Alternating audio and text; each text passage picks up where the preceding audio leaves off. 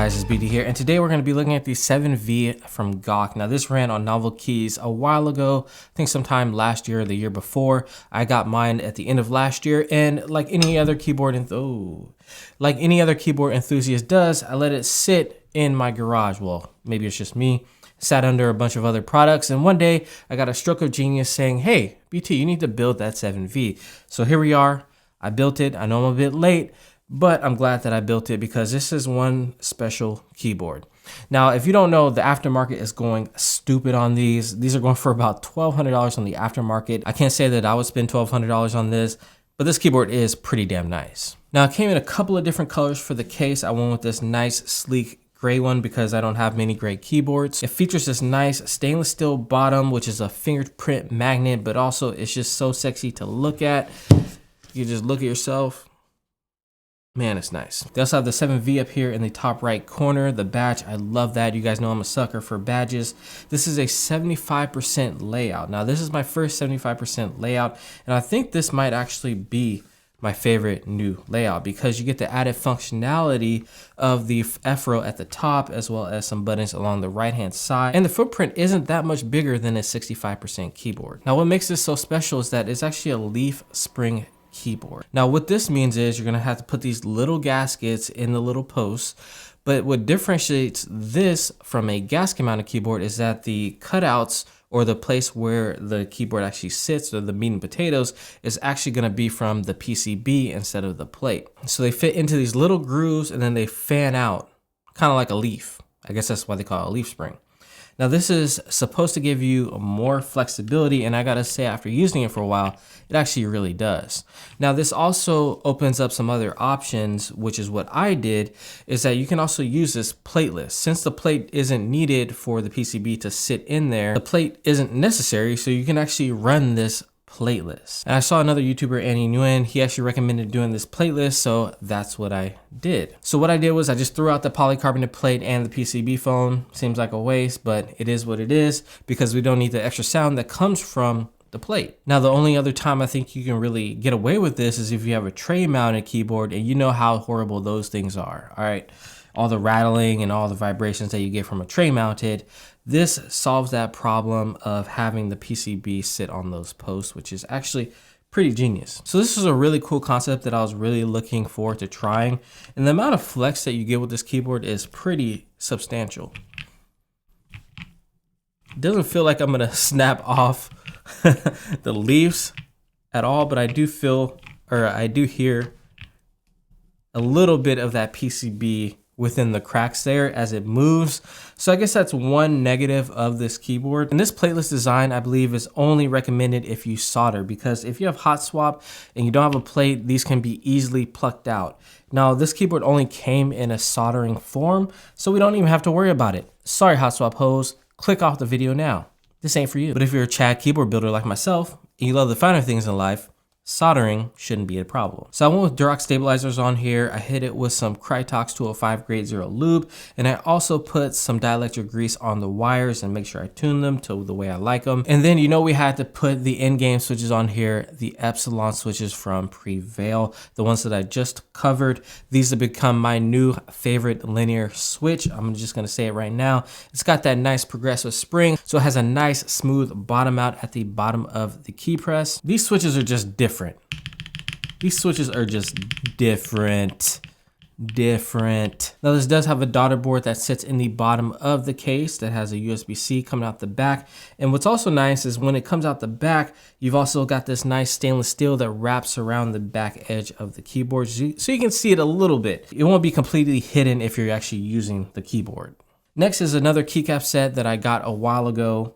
All this stuff is pretty old for me and I'm just getting around to using it, but I always envisioned that these two things would go together. The gray with this nice retro set. I don't know why I've been straying back into like retro sets. You know, when you start off with keyboards, you're into the super colorful keycap sets, the Mito lasers, the Bentos, and then you kind of revert back to the old retro, right? Maybe that's just the natural evolution of a keyboard builder, is that you go from colorful to retro. And that's what I've done here. So I put the Hammerhead CRP Peacock on this keycap set. Nice, clean, retro, white, beige looking set. Has a nice blue on the underside of the keycaps. Now, the one thing that was really weird for me is that the Z and the Y are flipped, but it does have it in the blue writing on the underside of the keycap. But overall, these are thick. You match these thick PBT keycaps with the Thocky Prevail Epsilon switches on this nice premium keyboard. It's a trifecta that cannot be beat, and you will see when we get to this sound test. Matter of fact, let's just drop it right about now.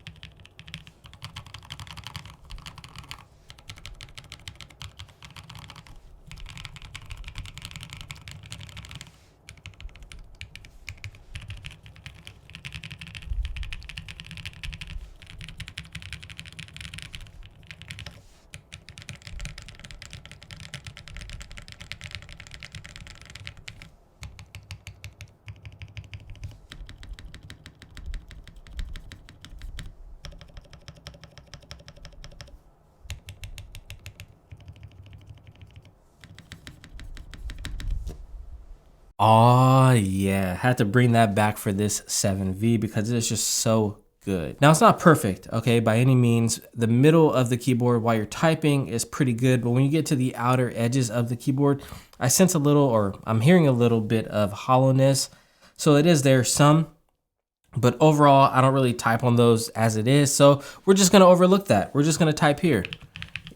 We're just here, we're just staying here. That's it. We don't need to go. We were barely hitting escape. We don't like that. Okay. We don't like that. We're staying here. It's VIA supported right out of the box. You don't need to flash anything. Hallelujah. I did my normal function key, and then I used the ASD for my playback buttons, and then the Z and the X for my volume controls.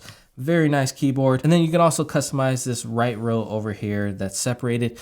Overall, I really love the aesthetic of this keyboard. It's super heavy. The layout is amazing. It has the badge in the top right. The leaf mount sounds really good. The 7-degree typing angle doesn't feel too steep on this, so you can type on it without a wrist rest, which is also nice. The stainless steel is such a beauty on the bottom.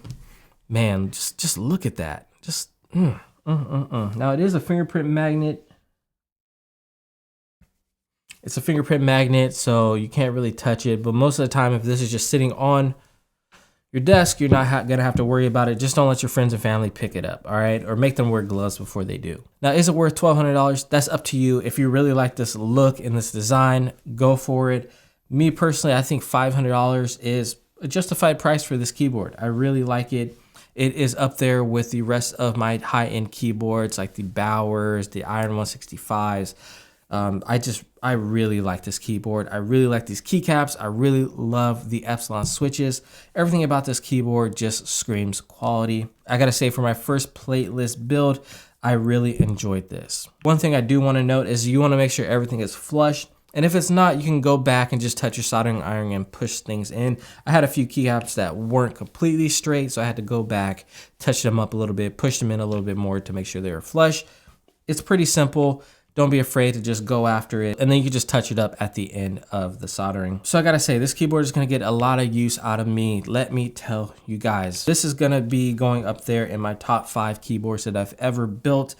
Hands down, it is an amazing keyboard. It's a real stunner in person. When I was finished building it, I got that wow factor that you would want from a $500 keyboard. So with that being said, we're gonna end the video there. I hope you guys have enjoyed this video. Hit that subscribe button if you haven't already.